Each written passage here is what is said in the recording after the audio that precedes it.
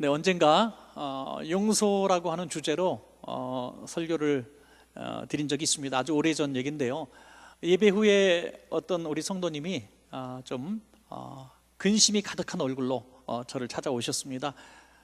그리고 하시는 말씀이, 제가 누구를 좀 미워하는 마음이 있는데 너무 오늘 말씀 듣고 괴로웠습니다. 그런데 아무리 생각하고 또 생각해도 제 잘못이 아니라 그 사람이 너무너무 잘못했습니다, 제게. 근데 그 사람은 용서를 구할 마음도 없고 또 자기 잘못이 아닌 것처럼 그렇게 지내고 있는데 너무 분합니다. 그런데 말씀 듣고 나니까 그래도 용서는 해줘야 되겠는데, 목사님, 제가 용서는 내가 못합니다. 그런데 제가 그냥 눈 딱 감고 잊어주는 것으로 퉁치면 안 되겠습니까? 뭐 그런 얘기예요. 용서는 못하겠다, 사랑은 못하겠다. 그런데 내가 그냥 잊겠습니다. 미워하지는 않겠습니다. 이렇게 진심을 담아서 여쭤보았습니다. 그런데 제가 어떤 대답을 했는지는 전혀 기억이 나지 않습니다. 여러분 어떻게 생각하십니까? 그런데 안타까운 것이 하나 있어요. 그렇게 그분의 마음을 아프게 한 사람을 제가 만나서 그분을 왜 이렇게 아프게 했냐고 물어보면 그분은 내가 언제요? 그랬다는 거죠. 전혀 기억을 하지 못한다는 거예요. 그러니까 미움을 품고 있는 사람은 그 사람만 고통이라는 거예요. 그 사람만. 그 말씀을 오늘 본문에서 우리에게 주시는 말씀입니다. 그 미움과 그 사랑하지 못하는 마음 때문에 내 마음이 엉망이 되고 불면증에 시달리게 되고 화가 나고 내 신앙생활까지 어려움을 당하고 그것 때문에 축복의 문까지 우리가 닫히고 말았다는 사실을 알게 된다면 얼마나 억울하고 분하겠습니까? 정작 그분은 기억도 하지 못하는데 말이죠. 오늘 베드로가 예수님께 한 가지 질문합니다. 예수님, 누가 저한테 굉장히 손해를 끼치고 저한테 잘못을 했습니다. 그런데 와가지고 잘못했습니다, 용서해 주세요 라고 할 때 한 번, 두 번, 한 3번 정도 제가 용서해 줘야 됩니까? 아니, 내가 큰 맘 먹고 한 7번 정도 용서해 주면 되겠습니까? 이렇게 자신 있게 질문합니다. 그때 예수님이 하신 말씀이 뭡니까? 아니다, 7번을 70번이라고 할지라도 그가 잘못을 고백하고 용서해 달라고 하면은 용서해 줘야 된다. 여러분, 우리는 사실 한 번 용서해 주면서 얘기해요. 너 이번에 마지막이야, 너 한 번만 더 그러면 진짜 용서 없어, 국물도 없어, 막 이러잖아요. 그런데 7번이라고 하는 숫자만큼 용서해 준다면 대단한 건데 그거 갖고 안 된다는 겁니다.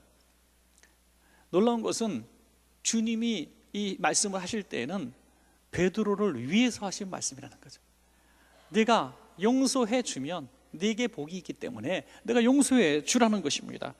그러면서 하신 말씀이 오늘 함께 읽으신 본문이거든요. 거기 보면은 3사람이 등장을 합니다.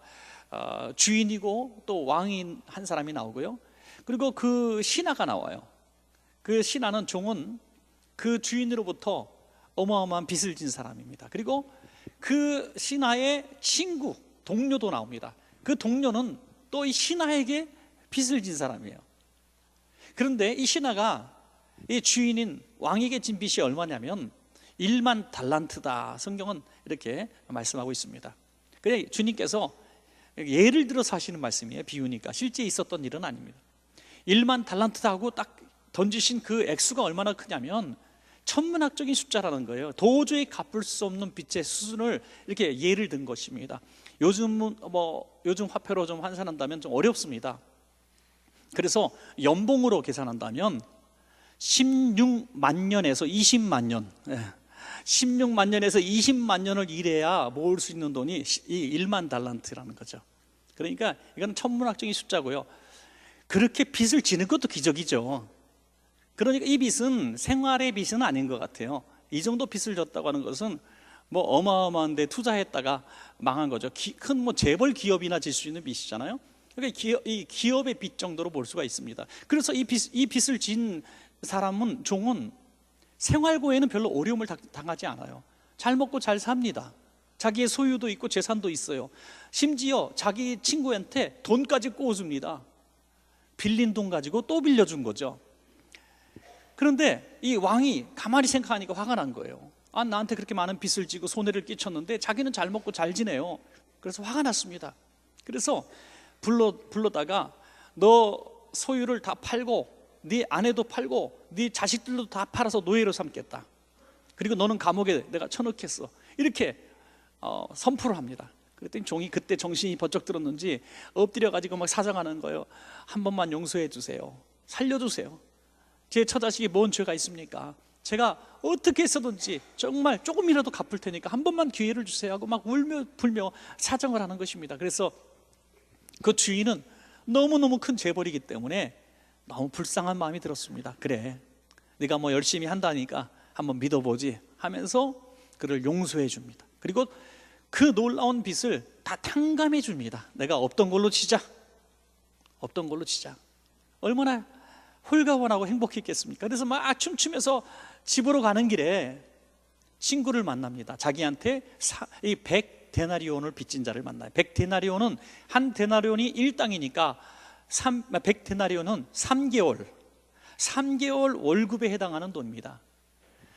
이 사람이 3개월 월급에 해당하는 돈을 빚지고서 빚을 갚지 못했다고 하는 것은 이건 기업의 빚, 장사의 빚이 아니라 생활고의 빚입니다. 쌀 사고 연탄 사고 그랬던 돈이죠. 그런데 소득이 적기 때문에 이 적은 빚도 갚을 수가 없는 거죠. 계속 한 달 벌어 한 달 먹고 사는 것도 너무 힘들고 빚은 조금씩 늘어나는 이런 상황이 있었던 겁니다. 너무나 불쌍한 사람이에요. 그러면 이 사람은 이 빚 안 받아도 충분히 살 수 있는 사람입니다. 지금 20만 년의 연봉에 해당하는 것을 순간적으로 탕감받고 나왔으니 그까짓 거 3개월 월급 그냥 야, 나 오늘 기분 좋은 날 만나서 너 참 다행인 줄 알아라. 이렇게 얼마든지 할 수 있음에도 불구하고 어떻게 성경에 뭐라고 말씀하십니까? 그의 목을 잡았다는 거예요. 왜 목을 잡았는지는 이렇게 짐작할 수 있어요. 네가 그래도 밥이 넘어가? 뭐 그런 거죠 언제? 그래 멱살을 잡고 흔들면서 갚을 수 없다고 사정하고 눈물 흘리니까 자기가 조금 전에 했던 그 모양을 그대로 사정하고 눈물을 흘리임에도 불구하고 그는 용서하지 않고 감옥에 그를 집어넣고 말았습니다. 이것을 목격한 주변 사람들이 기가 막힌 거거든요. 아니 자기는 그런 큰 은혜와 복을 받아놓고 자기에게 그 조그만 자비를 구하는 사람도 자비를 베풀지 않는 이 악한 사람이 너무나 미웠던 거예요. 그래서 이 왕 앞에 이 이야기를 고발하는 것입니다. 왕이 더 화가 난 거예요. 그래서 불러놓습니다. 마태복음 18장 32절부터 보시면 이에 주인이 그를 불러다가 말하되 악한 종아 내가 빌기에 내가 내 빚을 전부 탕감하여 주었거늘 너는 내가 너를 불쌍히 여긴 것 같이 너도 내 동료를 불쌍히 여김이 마땅하지 아니하냐 하고 주인이 노하여 그 빚을 다 갚도록 그를 옥졸들에게 넘기니라. 다시 없던 걸로 하자 이거예요. 너 빚 갚아. 내가 원래 너를 감옥에 넣고 네 처자식을 종으로 팔려고 했는데 내가 그대로 하겠다는 거죠. 얼마나 후회스럽겠습니까? 얼마나 원통하겠습니까? 그래도 소용이 없어요. 이미 지나간 일입니다. 이 비유를 하시고 오늘 제자가 아닌 저와 여러분들에게 주님은 분명히 이렇게 말씀하시는 것입니다. 마태복음 18장 35절에 너희가 각각 마음으로부터 형제를 용서하지 아니하면 나의 하늘 아버지께서도 너희에게 이와 같이 하시리라. 오늘 우리에게 주신 말씀입니다. 그래서 오늘 이 말씀을 통해서 우리가 얻을 수 있는 교훈은 저는 두 가지 정도라고 봅니다. 오늘 간절히 바라는 것은 그냥 1시간 예배 드리고 돌아가시는 것이 아니라 오늘 이 두 가지 교훈을 꼭 마음에 품고 우리가 진정한 복을 받는 귀한 성도님들 다 되시기를 간절히 축복합니다. 여러분, 첫 번째 뭡니까?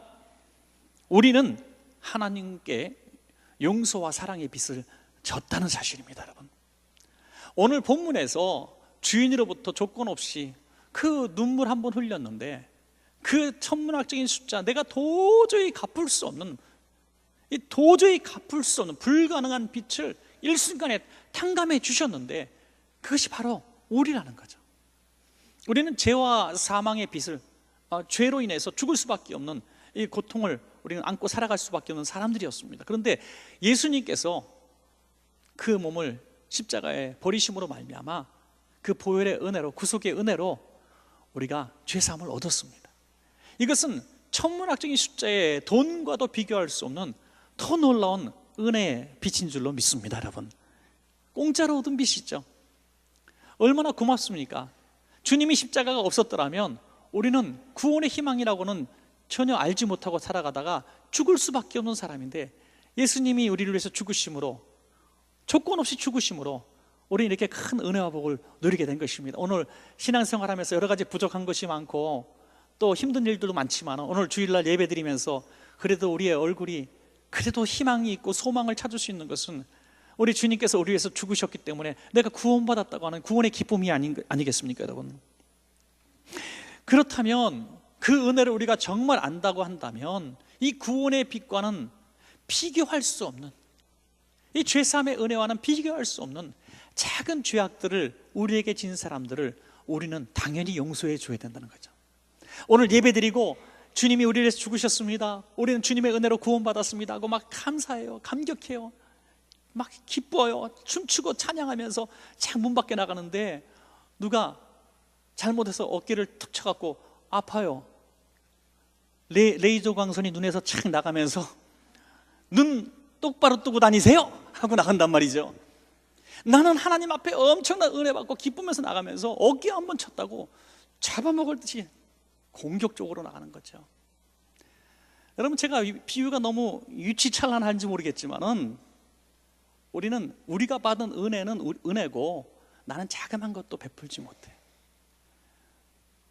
큰 빚을 탕감받고 큰 선물을 받았으면서 거기서 빵 한 조각 띄어서 나눠주는 걸 못하는 거죠. 마치 어린아이에게 부모가 이만한 솜사탕 사주면서 나 한 점만 띄어 먹자, 싫어, 내 거야 하는 어린아이의 모습처럼, 그렇게 많은 선물과 은혜를 받았음에도 불구하고 우리에게 뭔 요청하는 사람에게 베풀지 못하는 것. 그 이유는 우리는 이렇게 항변할 수 있습니다. 내가 하나님께 받았지 저 사람한테 받은 게 아니라는 거죠.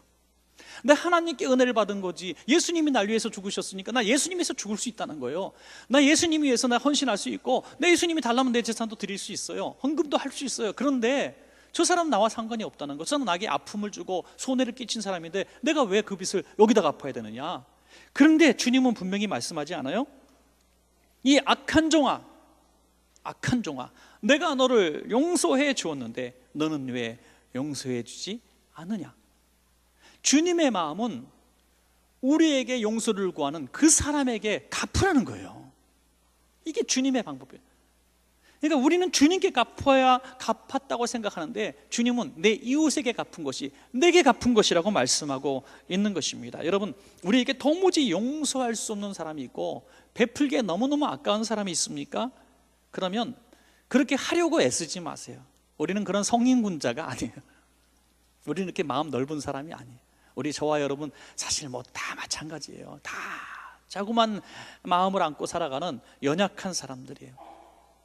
사람들이 뭐 그렇게 품위가 있는 것 같고 교양이 있는 것 같고 해도 극한 환경에 몰리니까 뭐 짐승처럼 보이더라고요. 다 그래요.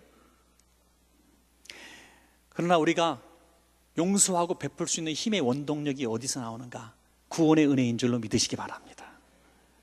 주님의 십자가로 인하여 내가 조건 없이 은혜 받았다고 하는 이 구원의 은혜가 확 올 때에 우리는 용서할 수 있는 힘이 거기서 나오는 거예요.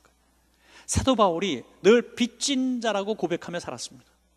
사도 바울의 모든 선교와 희생과 고난을 이길 수 있는 힘의 원동력은 바로 빚진 자 의식 속에서 나왔는데, 주님의 십자가로 인하여 내가 구원받았다, 이런 은혜에 대한 감격이 있었기 때문에 나는 로마 사람이든지 헬라 사람이든지 이방 사람이든지 누구에게든지 나는 빚진 자다, 이렇게 고백할 수 있는 아주 신학적으로 성경적으로 너무 하나님의 마음을 잘 이해한 그의 헌신의 모습이 나오는 것입니다. 여러분, 만약에 하나님과의 관계는 별개고 이웃과의 관계를 별개로 생각한다면 오늘 사도 바울에게서 배워야 되고 오늘 비유를 통해서 배워야 합니다. 내가 그를 용서하지 못하면 주님의 구원의 은혜에 내가 감격하고 보답하는 삶을 살고 있지 않는다는 것입니다. 굉장히 심각한 질문입니다. 누가복음 7장에 보면 예수님께서 바리새인 시몬의 집에 방문하셔서 식사를 하십니다. 그런데 순간 불청객이 오죠. 죄 많은 여인이 옵니다. 동네에서 소문난 죄인인 여자가 와서 그냥 하염없이 예수님 발 앞에 와서 눈물을 흘리더니 향유를 예수님 발에 붓고 머리털로 닦습니다. 그리고 아무 말도 하지 않아요. 그냥 막 울어요. 바리새인들은 이 장면을 보면서 너무나 끔찍한 환경이라고, 장면이라고 생각했습니다. 아니 어떻게 죄인인 여자가 그렇게 와서 울고 발에다가 이렇게 머리털을 대는데 그냥 보고만 있느냐, 꾸짖어서 내쫓아야지, 죄인인데. 이럴 때 예수님이 하신 비유의 말씀이 오늘 말씀과 너무 이렇게 너무나 잘 연결이 되어집니다. 누가복음 7장 41절부터 42절 제가 읽어드리면요, 이르시되 빚주는 사람에게 빚진 자가 둘이 있어 하나는 500데나리온을 졌고 하나는 50데나리온을 졌는데 갚을 길이 없으므로 둘 다 탕감하여 주었으니 둘 중에 누가 그를 더 사랑하겠느냐. 똑같은 두 사람이 있는데요, 한 사람에게 50데나리온, 이를테면은 50만 원, 500만 원, 500만 원이라고 합시다. 50만 원 너무 작으니까 500만 원. 이 사람은 5천만 원 내가 빚을 줬어요. 그런데 둘 다 어려워요. 그래서 너도 됐어, 너도 됐어. 그랬더니 조금 탕감받은 사람이 조금 더 빌릴 걸, 뭐 그런 생각을 했을 거예요. 그런데 어쨌든 이 5천만 원을 탕감받은 사람은 이 사람보다 훨씬 더 감격할 거 아니겠어요? 누가 더 빚을 탕감한 주인을 사랑하겠느냐? 그러더니 이 바리새인이 대답합니다. 당연히 많은 빚을 탕감받은 사람이 더 그 탕감해 준 사람을 사랑하겠죠. 우리의 상식이지 않습니까? 우리의 상식이에요. 그렇다면 이 비유를 여기다가 갖다 얹히면은 오늘 1만 달란트를 탕감받은 사람은 주님의 은혜에 더 감격해야 되는 것입니다. 너무너무 감격하고 감사해서 이 빚을 어떻게 내가 갚을까 하면서 그 은혜를 갚는 방법들에 대해서 물어보고 여쭤보면서 자기에게 빚진 사람을 얼마든지 용서할 수 있어야 마땅한데 그렇지 못했다는 거예요. 그런데 이 여인은 자기의 가장 귀한 향유 옥합을 깨트려서 예수님의 발에 붓는 감사를 표현했다. 다시 말해서 받은 은혜에 감격하는 수준은 내가 향유를 쏟느냐, 아니면 그 적은 액수의 탕감조차 해주지 못하고 국류를 베풀지 못하는 삶을 사느냐로 증명이 되어진다 이거죠. 주님은 감사하는 자에게 그것이 믿음으로 보신다는 거예요. 믿음. 그래서 국류를 베푸지 못한 이 사람은 구원을 자격이 없다고 생각하신 겁니다. 그래서 다시 불러다가 감옥에 집어넣고 그 자식들을 종으로 팔아 버리는 것입니다. 오늘 우리가 용서하지 못하고 베풀지 못하고 사랑하지 못하는 것은 내가 그만큼 감격하지 못하는 것이고 내가 받은 은혜가 그만큼 크다는 사실을 부인하는 것이기 때문에 그 하나님의 은혜가 우리에게 머물 수가 없는 것입니다. 미국의 펜실베니아주에 그 랭커스터라는 지역, 그것도 조그만 동네가 있지만은 거기에 아미시 공동체가 있습니다. 저도 오래전에 일부러 방문한 적이 있었습니다. 참 평화로운 작은 마을이에요. 근데 관광지가 돼서 뭐 관광 상품도 팔고 그러는데요, 이 사람들은 그 기독교의 한 분파예요. 뭐 거기 신학적으로 제가 뭐 설명하면서 옳고 그름을 얘기하고 싶진 않습니다. 그런데 이 공동체는 한 300년 전 그 삶의 모습으로 그냥 살아가요. 마차를 끌고 또 이렇게 문명의 이기들을 사용하지 않으면서 옷도 뭐 그렇게 옛날 옷을 입고 공동체 생활합니다. 이 지극히 평화로운 이 마을에 이 마을의 근처에서 살고 있었던 트럭 운전사가 있는데 이 사람이 총을 들고 이 마을에 난입해서 이 여학생들을, 어린 여학생들을 총으로 쏴서 이제 죽이는 이런 일이 벌어졌습니다. 2006년도에 있었던 일입니다. 5명의 소녀는 그 자리에서 총을 맞아 절명을 했고 5명의 소녀는 너무나 심각한 장애를 입고 평생 고통받으며 살 수밖에 없는 이 모습이 되었습니다. 평화로운 이 작은 마을에 이 엄청난 총격 사건이 일어나서 뭐 매스컴이 난리가 났죠. 그리고 그 트럭 운전사는 학생들을 이렇게 저격한 후에 자기 스스로 목숨을 끊었습니다.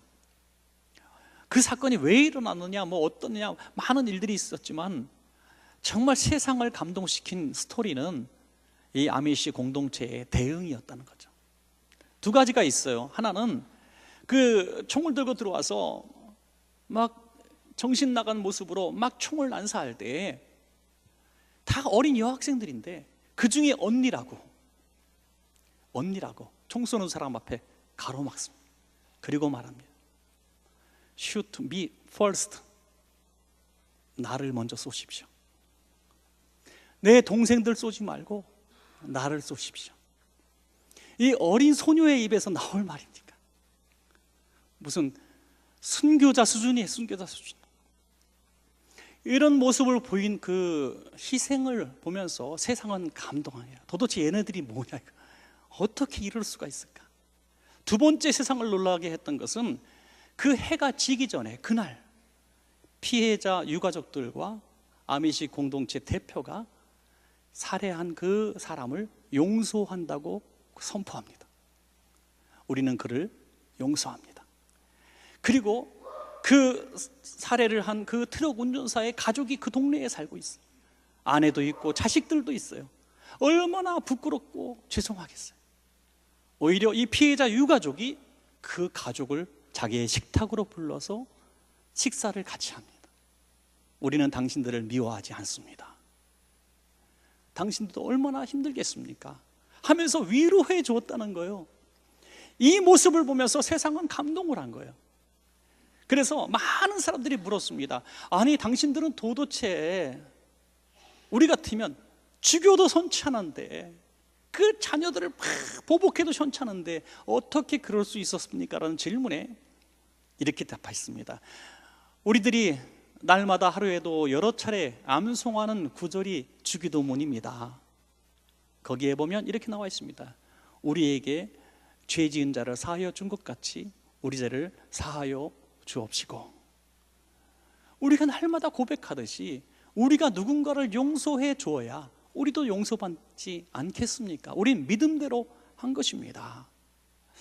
여러분, 우리가 얼마나 하나님의 은혜에 감사하고 그 구속의 은혜를 말하면서 고맙다고 하면서 우리는 우리에게 죄진 자를 용서하지 못하고 살아가는 말씀과 삶에 너무나 큰 괴리를 우리는 안고 그것이 죄인지도 모르고 살아간다는 거죠. 사랑하는 여러분, 오늘 우리에게 아픔을 주고 미움을 준 자가 우리 곁에 나왔다면 우리는 그를 붙들고 예수님이 나를 용서해 주셨으니 나도 형제를 용서합니다, 이렇게 표현할 수 있는 여러분 되시기를 바랍니다. 그것이 오늘 비유의 이유고 말씀의 핵심입니다. 여러분, 마지막 두 번째 교훈은요, 우리는 이웃에게 용서와 사랑의 빛을 평생 갚아 나가야만 한다는 것입니다. 이것은 선택이 아니라 특별히 은혜 받은 신앙이 높은 사람만이 할 수 있는 것이 아니라 적어도 성직자라든지 교회 장로님들 이런 수준의 사람이 하는 것이 아니라 우리 모두에게 주시는 의무라는 거예요. 의무는 뭡니까? 지켜야 당연한 거고 지키지 않으면 벌 받는 거예요. 벌 받는 겁니다. 용서하지 않고 사랑하지 않으면 이것은 그게 당연한 게 아니라 우리에게 주셨던 구원의 은혜를 철수하시겠다는 거예요.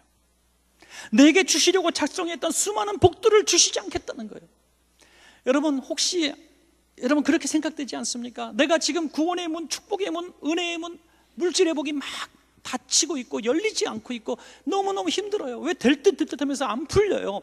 그런 이유 중에 상당히 중요한 이유가 나는 하나님의 은혜를 바라면서 나에게 은혜를 구하는 자에게 내가 은혜를 베풀지 않았기 때문은 아닌가? 여러분, 은혜도 심은 대로 거두는 줄로 믿으시기 바랍니다. 심은 대로 거두는 거예요. 하나님의 은혜를 우리가 받고 감동하며 갚아나갈 때에 하나님이도 그 기쁨으로 우리에게 은혜를 베풀어 주시는 것입니다. 여러분, 우리가 은행빚도 있고요, 제2금융권의 빚도 있고 친구에게 빌리는 빚도 있어요. 우리가 빚을 빌릴 때 순서가 있는 것 같아요. 제일 이자 작고 쉽게 빌릴 수 있는 돈, 부모님 돈, 그죠? 부모님 돈, 이건 안 갚아도 괜찮아요. 막 끝까지 몰고 갑니다. 그다음 두 번째 빚은 친구 정도, 그죠? 조금 이자 줄게, 이 정도. 그런데 은행빚은 갚아야 돼요. 쓰다가 은행빚 안 되면 어디 빚을 씁니까? 사채빚.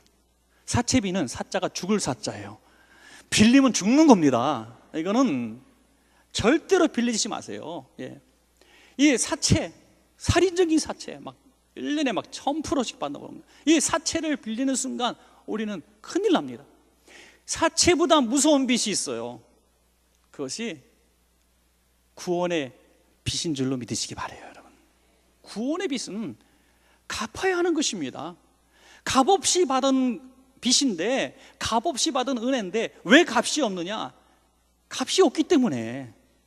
세상에 어떤 것을 갖다 줘도 갚을 수 없는 빚이기 때문에 값이 없는 거예요. 그 빚을 주님은 갚아라 라고 명령하시는 거예요. 어떻게? 내 이웃에게 갚아라. 갚지 않으면 이 빚을 내가 다시 너에게 지게 하겠다는 겁니다. 오늘 본문의 왕이, 이 주인이 왜 이렇게 화가 났어요? 조금 전에 다 탕감해 줬던 그 너그러운 왕이 갑자기 화가 나서 나 없던 걸로 해, 너 다시 감옥에 가 하고 잔인하게 저 자식을 종으로 팔아버립니까, 여러분? 왕이 왜 이렇게 화가 났어요?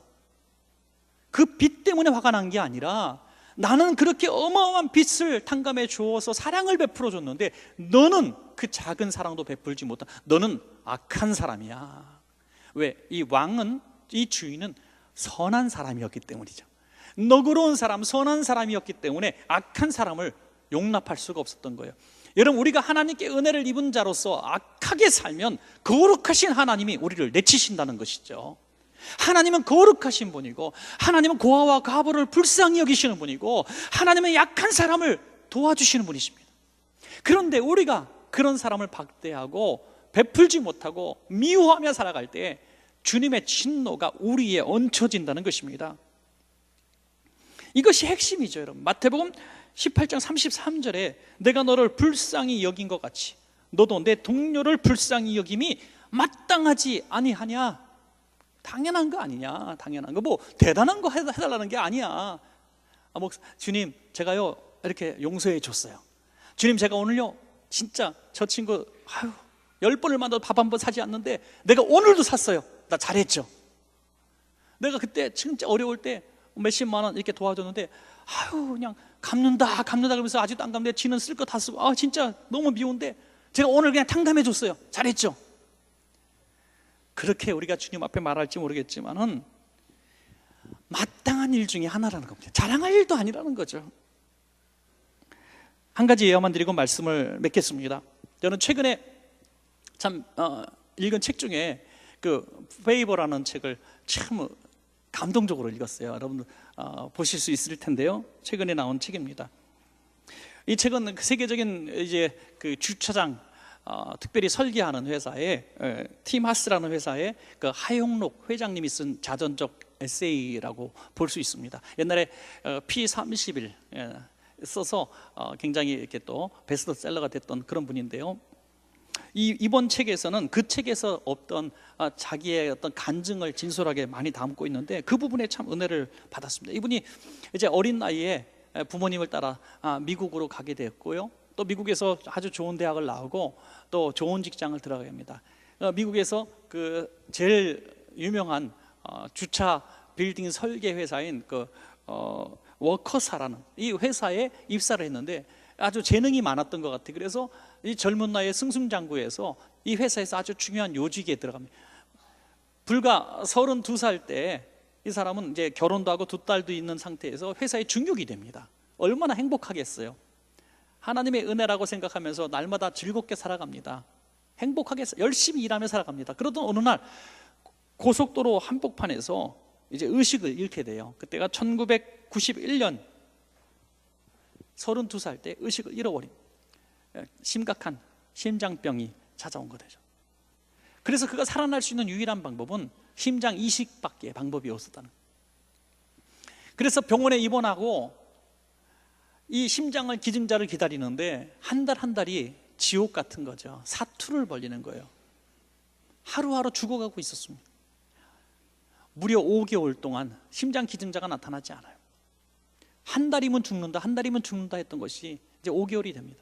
하나님을 많이 원망했어요. 하나님, 제가 무슨 죄를 졌습니까? 제가 주일 성수 잘하고 목사의 자녀로 태어나서 그래도 신앙인으로답게 살고 착하게 살고 열심히 살았는데 내가 왜 죽어야 합니까?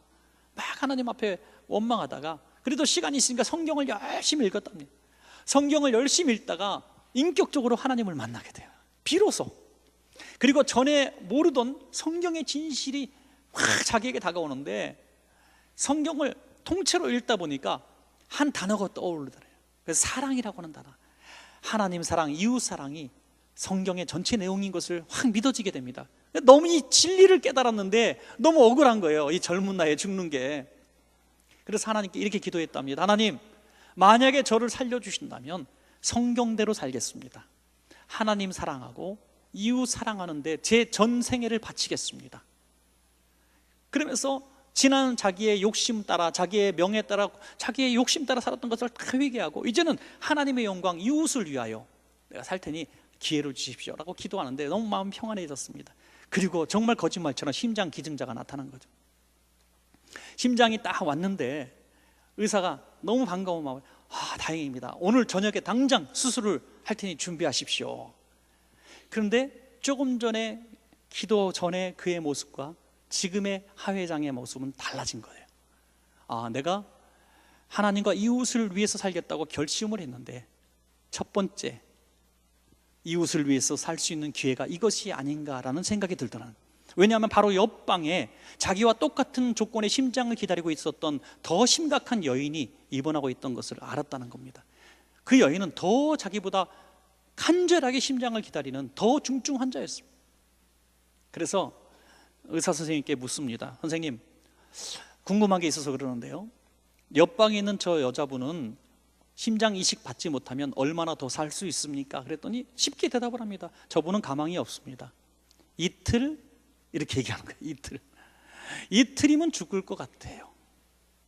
그래서 눈치를 딱 챘는지 선생님 걱정하지 마세요. 이 심장은요 선생님 거예요. 저 사람한테 절대 안 줄 거니까 염려하지 마세요. 그랬더니 그게 아니고요. 그럼 제가 또 하나의 질문을 드릴게요. 저는 어떻습니까? 저는 오늘 이식 받지 못하면 얼마나 더 살 수 있습니까? 그랬더니 아주 난처한 표정을 지면서 오늘 수술 받을 거니까 다행인 줄 아시고요, 오늘 받지 못하면 당신은 한 달 내로 죽습니다. 그리고 주치의 선생님 잠깐 간 다음에 기도합니다. 하나님, 저 사람은 오늘 받지 못하면 죽고요, 저는 한 달의 기회가 있습니다. 이웃을 위해서 내가 살겠다고 했는데 첫 번째 테스트가 왔군요. 아내에게도 상의하지 않습니다. 아내한테 상의하면 아내가 뭐라 그러겠어요? 이혼도장 갖고 와 그럴 거 아니겠어요? 상의도 하지 않고 주치의 선생님 앞에 나중에 기도하다가 다 담대하게 얘기합니다. 내 심장을 저 여인에게 먼저 주십시오. 주치의가 당신 미쳤냐고, 이게 얼마 만에, 당신 5개월을 기다려서 받은 거고 당신은 오늘 받지 못하면 한 달 내에 죽는데 한 달 내에 심장이 온다는 보장 절대 없으니 오늘 받으라는 거예요. 저는 결심했습니다. 누군가에게 사랑을 베풀려고 한다면 내가 죽어줘야 한다는 사실을 저는 깨달았습니다. 그러면서 결국 고집 부려서 그 심장을 옆방 여인에게 먼저 줘서 이식을 받게 합니다. 그리고 생각했어요. 내가 이렇게 사랑을 베풀었으니까, 내가 목숨을 바꿀 정도로 사랑을 베푸셨으니까 하나님이 금방 심장을 주실 거야 했는데 한 달이면 죽는다 그랬는데 한 달이 돼도 오지 않는 거예요. 일주일 만에 실신합니다. 일신 만에 혼수 상태에 빠집니다. 하나님을 원망할 말도 했을 때 그는 원망하지 않습니다. 그래요, 하나님, 내 평생 이웃을 위해서 한번 일했으니 만족한다는 거예요. 그런데 거짓말처럼 한 달째 됐을 때 심장이 와서 이식 수술을 받게 돼서 살아나게 됩니다. 그는 그래서 이 퇴원한 이후에 회사를 설립한 회사가 바로 세계적인 주차 빌딩 건축 설계 회사인 이 TM하스라는 회사를 세우게 되는 거죠. 대단한 회사입니다. 이 회사를 세우고 회사 사원을 뭐라고 썼냐면, 우리는 이웃을 돕기 위해 존재한다. 이게 무슨 회사 사원이 이따위가 있습니까? 우리는 이웃을 위해서 존재한다. 회사의 목적은 이윤 창출 아니에요? 그런데 무슨 이웃을 위해서 회사를 한다는 거예요. 다들 웃긴다 그랬어요. 그리고 회사 경영을 정말 성경적으로 해나갔다는 거죠. 내가 고집 부려서 손에 안 봐도 되는 것들을 책임을 지고, 그리고 안 해도 되는 일들을 막 헌신하게 됩니다. 그랬더니 회사가 한번 큰 위기에 빠졌을 때 너무 희한하게도 자기 심장병 수술을 했던 그 주치의가 다른 대학병원에 갔는데 이 사람을 찾아와서 그 옮겨간 대학병원의 대형 주차 빌딩을 이 사람에게 맡기는 그런 일도 벌어지는 거예요. 주치의가 영업사원이 되는 거예요. 상상할 수 없었던 수많은 일들을 통해서 순간 고비고비를 까마귀가 물어다 주듯이 넘기면서 오늘 거대한 기업이 됐습니다. 더 놀라운 일이 또 하나 있습니다. 이 심장 수술을 받고 난 다음에 이 심장이 너무 나쁜 심장을 받은 거, 급해서 거의 다 죽어가는 심장을 받았기 때문에 몇 년 쓰지 못해서 다시 좋은 심장, 건강한 심장으로 수술을 받았어요. 그런데 2016년 바로 재작년에 이 심장이 수명이 다한 거예요. 이제 나이도 좀 들었고, 그래서 하나님 앞에 이제는 내가 죽을 때가 됐군요, 생애를 정리하려고 했습니다. 왜냐하면 미국에서는, 저도 몰랐지만 미국에서는 이 책에 보니까 심장 이식을 2번까지만 허용한대요. 3번은 하지 못하도록 법으로 금지되어 있다는 거예요. 그래서 2번 받았기 때문에 나는 이제 죽는 거라고 상식적으로 알고 있었고, 모든 의사 선생님도 그렇게 알고 있었습니다. 그래서 나는 이제 죽음을 준비해야 되겠다 하고 하나님 앞에 감사하면서 준비하고 있는데 놀라운 역사가 일어납니다. 맨 처음에 받았던 심장은, 이거는 너무 급한 나머지 거의 가망 없는 죽어가는 것을 심장을 이식했기 때문에 심장 이식한 것으로 쳐주지 않겠다는 거예요. 그래서 한 번의 기회를 더 줘서 건강한 심장을 이식받고 지금 건강하게 살아가고 있는 것입니다. 여러분, 지금도 샤워할 때마다 이 심장의 이식에 어떤 목걸이 같은 게 있대요. 이거를 보면서 나는 날마다 덤으로 사는 인생, 날마다 하나님과 이웃을 위해 살아가는 인생, 그랬더니 하나님이 내게 생명도 연장시켜 주시고 내게 좋은 기업체도 주시고 내가 하나님의 영광을 살 수 있는 이런 은혜를 주셨으니 날마다 감사하며 살겠다고 고백하고 있다는 것입니다. 그래서 정말 바쁜 시간 쪼개서, 남들은 한 개 구호단체에서 일하기도 힘든데 이분은 세계적인 구호단체 무려 10군데에 이사로 들어가서 하루가 정말 1분 1초가 아깝게 전 세계를 돌면서 이 선한 사업에 기금을 보내고 있다는 것입니다. 여러분 말씀을 맺겠습니다. 용서의 빚, 사랑의 빚 갚는 건 선택이 아니라, 우리가 신앙이 높아져서 내가 마음이 부드러워져서 내가 착한 사람이 돼 살 수 있는 것이 아니라 눈물을 흘리면서도 해야 되는 의무인 것을 믿으시기 바랍니다. 도무지 나는 용서해 줄 수 없어요, 나는 잠도 잘 수가 없어요, 그를 보면 이를 갈게 돼요. 그럼에도 불구하고 용서해 줄 수밖에 없는 겁니다. 그게 의무예요. 왜?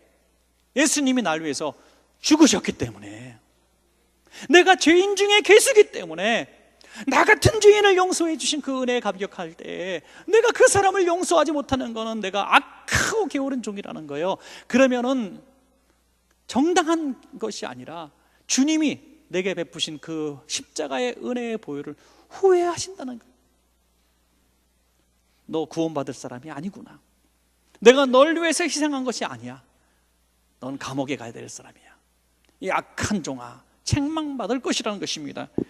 사랑하는 여러분, 우리의 구원을, 기쁨을 가로막고 이 사랑의 빚을 갚을 수 있는 기회를 가로막고 그게 당연하다고 생각하게 만들고 나를 자꾸 미움 속에 빠져 만들게 만드는 그것은 악한 마귀의 역사입니다.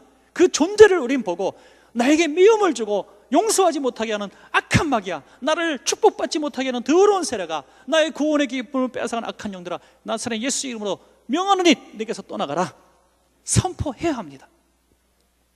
그리고 우리가 우리의 자신의 위해서라기보다 우리가 하나님 받은 은혜 감사해서 이렇게 용서해주고 사랑하다 보면 우리 주님께서 덤으로 사는 인생, 오늘 베풀으신 우리 하회장처럼 우리에게 이전에 누리지 못했던 더 큰 복을 누리고 더 많은 선행을 베풀 수 있는 더 높은 것으로, 더 큰 것으로 우리를 더 채워주실 줄로 믿습니다.